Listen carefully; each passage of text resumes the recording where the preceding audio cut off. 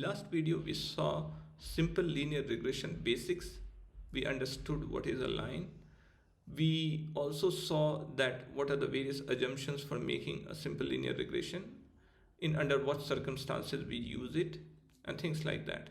Now let's go ahead and build a simple linear regression model using Excel today, and we'll also try to see what are the various parameters which Excel throws and what they mean. Okay, let's go.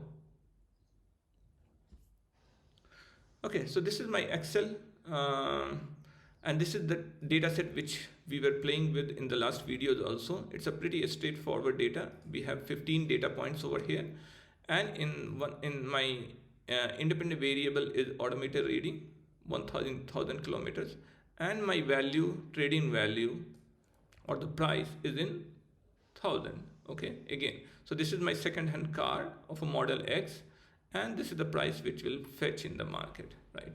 So I have done nothing. What I have done is I have plotted price versus odometer, and it follows roughly a straight line, right? Not exactly a straight line, but roughly a straight line. And friends, as we saw, I have also drawn a histogram over here.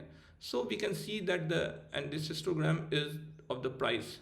Okay, so we can see that this follows more or less a Gaussian normal distribution, right? What we call as a bell-shaped. Okay, so these are the bins or the frequencies in which price ranges. Okay, and if you can see that they are centered around the mean. Okay, this is what. So this is a very important precondition for doing a linear regression. Okay, let's move on. Okay, so now what we need to do is we are trying to build a linear regression model using Excel. So the first thing, friends, which you have to do is you have to go to the data tab. Okay, and over here, if you see that, if you are not seeing this data analysis, let's say if you are seeing this data analysis, that's fine. If you are not seeing this data analysis, click on analysis tool, and then you will have something like this where these things will not be checked. So these add-ins you have to add. Okay, just add these add-ins, analysis tool pack. I think that should be sufficient. Just add this and then do OK. Once you do OK, you should be start seeing over here data analysis. If you are seeing data analysis, that's fine. Let's continue. So let's click on the data analysis, and over here what you need to select is regression, and then you need to click OK. What it is going to ask you, it is going to ask you, the first thing it is going to ask you is your y-axis, input y range. So my y range is from here to here. This is my input y range. What is my input x range? My input x range is over here to here. And since I have covered the labels also, the trading value on the odometer, I have checked the labels also. Okay, and do you want the output in a new worksheet? Yes, new worksheet. Okay, and what else I want to plot? I want to plot the residual plot also, line fit plots, and the residuals, the respective residuals. If you do not know about residual, please go ahead and watch my last video where I explained what residual is. Okay, and let's click OK. It is as simple as that. Okay, once I clicked, let me just make it a little bigger. Okay, so once you see it over here, you can see that odometer reading, this is my residual plot. It is not following a particular pattern, which is good. The residual plot should not follow a pattern. It should be randomly distributed across the mean, which is 0, and which is good. Okay, now friends, over here if you see, there are various things, right? The summary output which it has come. Okay, so let's see. The first and the foremost, what we are seeing over here is, if you see over here, these are my coefficients. So my intercept is 15.1 and my odometer reading is minus 0.28. Okay, what does it mean? That the equation which I am trying to get will be y is equal to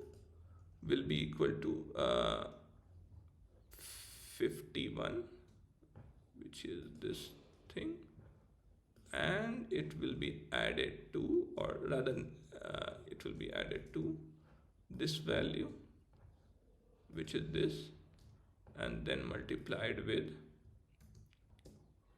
okay, and then x. Okay, so my equation should be something like this. Okay, I'm just typing in Excel, so it is coming like this. But y should be equal to 51. This is the intercept, and this is multiplied by my odometer reading. Okay. So if the odometer reading is given, you can very well predict the y value. Okay. So this is the regression. Now it is also giving you the residual output. What is this residual output? The residual output is nothing but if we are fitting a line. Let's see. I have discussed this in the last video also, but let's see. If we are fitting a line over here, right? This is my best fit line, and this is the this is the beta one, or B0 and B1, or the intercept and the slope which we are getting.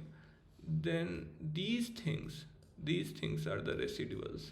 Okay, these distances of the predicted and the observed. Okay, the observed is this thing, predicted is over here, right? So this is what the residual plot says. Okay, now let's see, there are various other parameters also which has come up over here. Let's try to see that what these parameters are. Okay, so friend, let's try to see what these various parameters which Excel has thrown means. Okay, so let's start with the first one, which is r square. Okay, the r square is 0.80. It is also called the coefficient of determination. This is the first parameter, and the most important parameter which we should be seeing apart from coefficient, which is very important and very much needed for the prediction. Okay, so let's say this was my price and this is my odometer reading.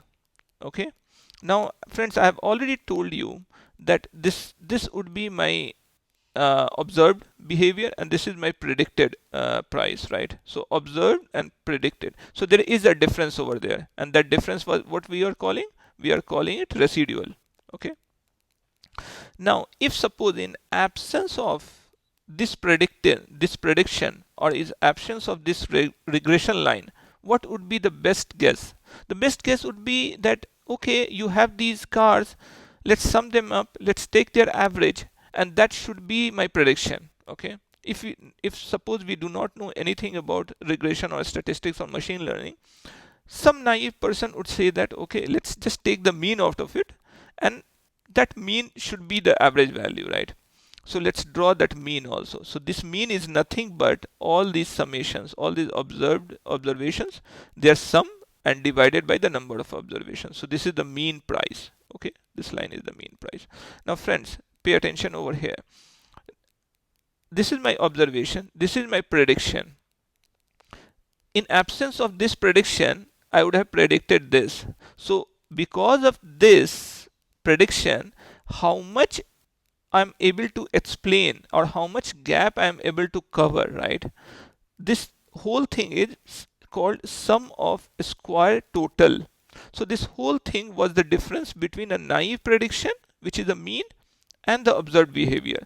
But since I did this statistics thing and did the linear regression, I was able to narrow this gap. Okay, I was able to narrow this gap. So I was able to identify the variability in this distribution by this percentage, or by this mark. So this is called sum of a square regression. What I was not able to do is still, even after this prediction, was this distance. This is called sum of the square residual.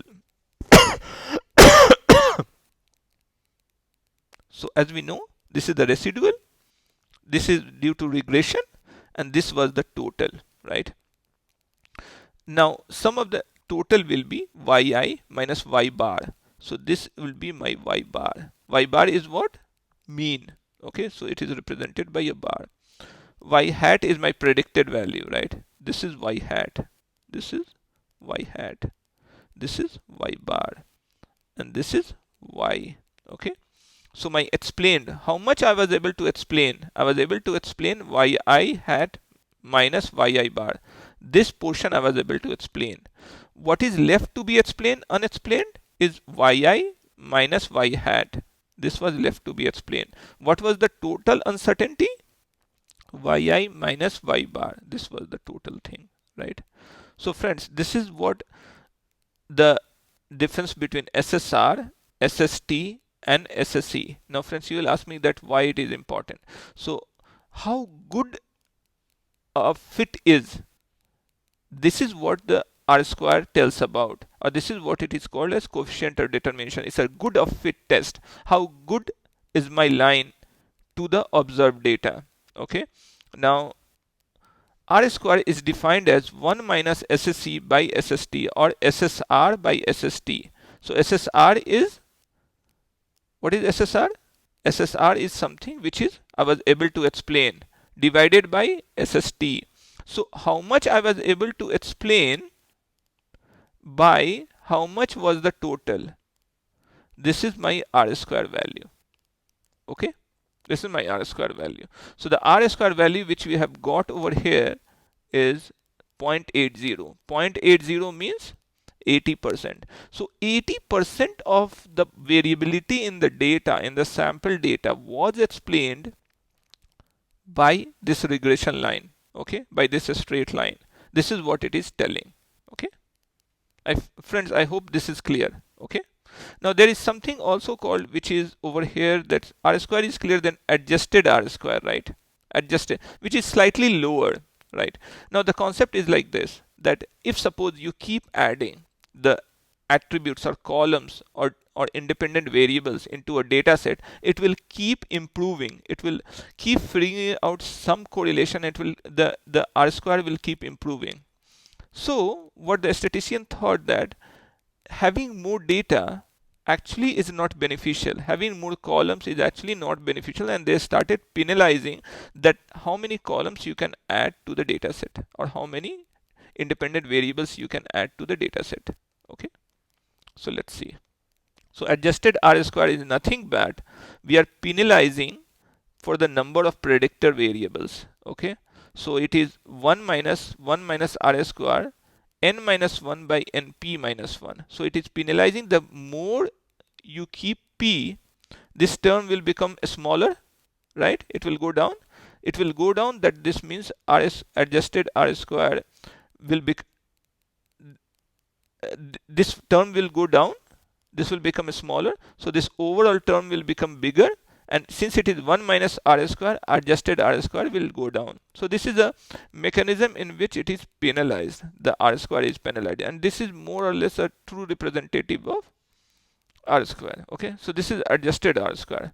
Let's say other things also. Okay, so there was something called multiple R, right?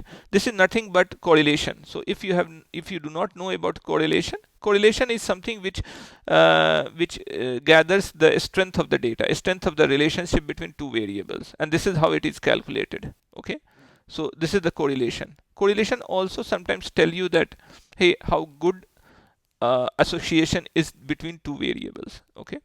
Now a standard error over here. Now what is this a standard error? This is a standard error is nothing but the standard deviation of my sample.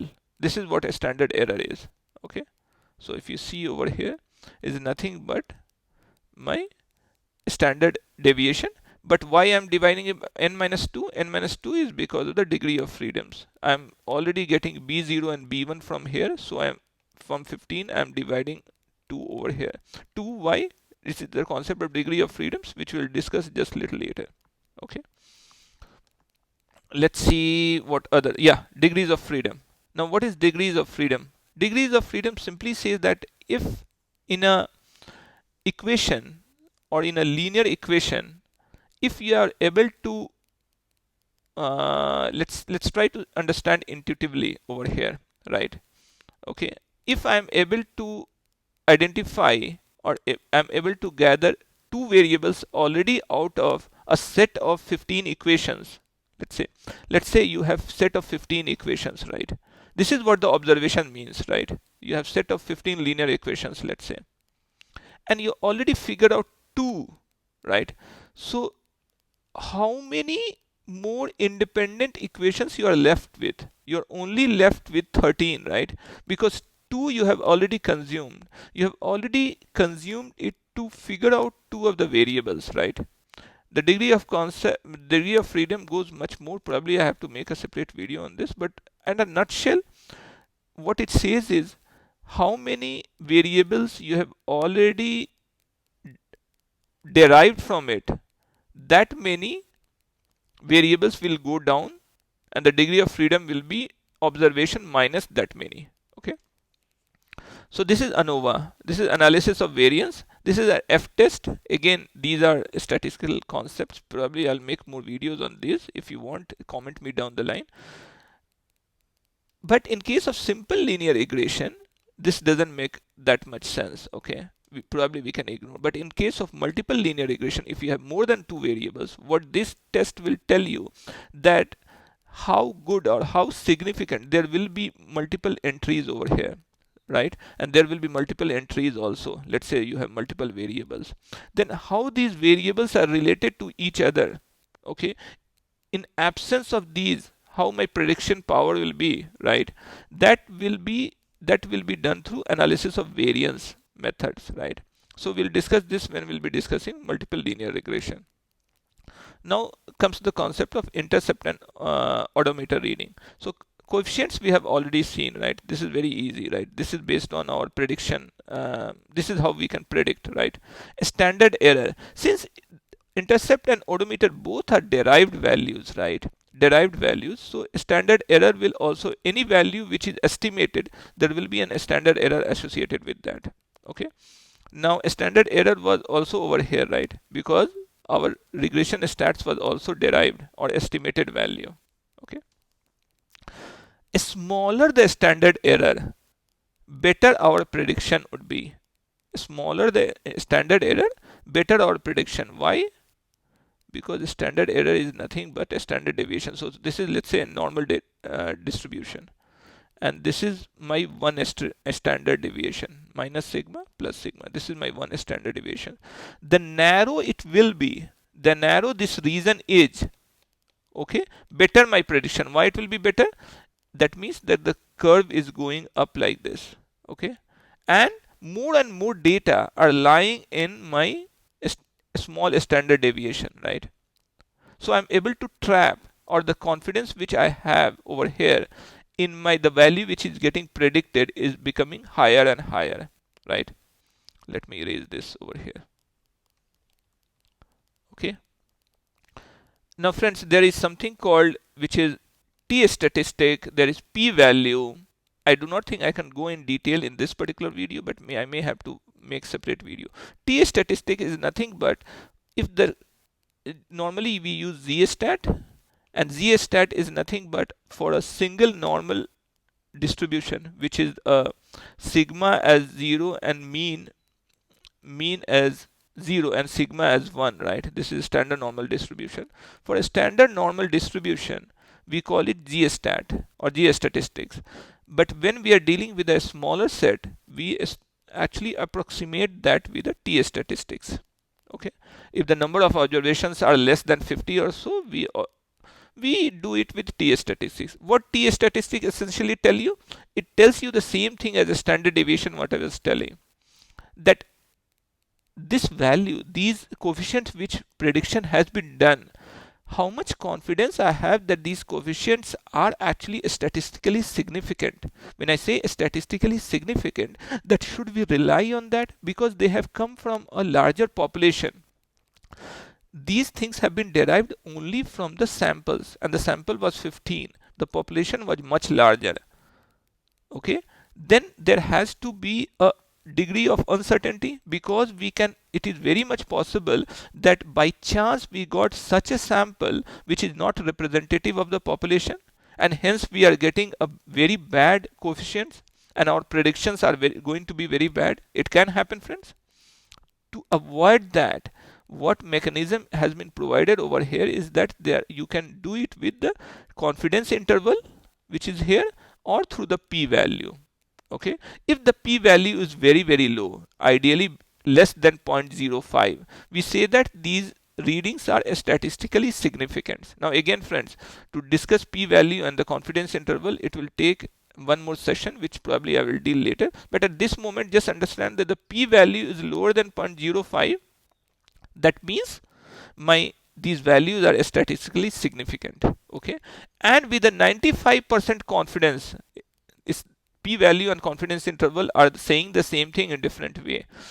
With 95% confidence, I can say that my actual, my population intercept and odometer reading, right, these coefficients would lie between these and these values, right? Okay. Now, what is this T statistic?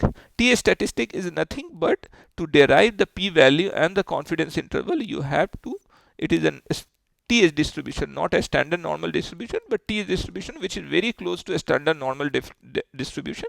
It is saying that my odometer reading is minus 7.42. Okay, so it is on the very far side on the left, right? This is my odometer reading. Okay, and my p-value is very small. If you see over here, this is very small, very small. So that means that both of these coefficients are statistically significant. Okay, let's move on. Okay, we discussed degrees of freedom. Regression coefficients. Okay, so we started with identify b0 b1, and I was telling you that this is a tractable problem with differential equation you should be able to solve. What we are trying to, our goal was, what it was, to minimize this, right? If you remember your high school calculation, if you have to find a minima, what you have to do, you have to do the first differential, right, and equate that to 0. So this is the square of it, and then since this is my predicted value, I just replace this with b0 b1 x1, and then I did the differentials, right? After doing some math, you can also derive that my b0 and b1 will come to this value. Okay, t-stats p-value we have already discussed. Hypothesis test is again, right, is whenever you use regression, we try to use hypothesis test, right? In this particular hypothesis test, what should be our hypothesis? That b0, or sorry, b1 is equal to 0. One way of looking at is, when we say b1 is equal to 0, that means my odometer reading doesn't have any influence on the car price, right?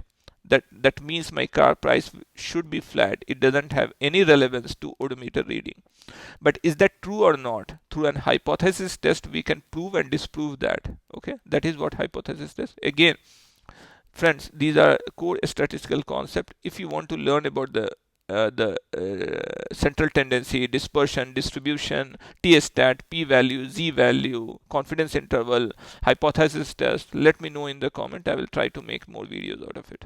Okay, so this brings us to the end of this session. In the next session, what I'm going to do is I will take you through the Python code, and through sklearn and through a stats model, we'll try to arrive at the same value of the coefficients. Okay, with that being said, thank you.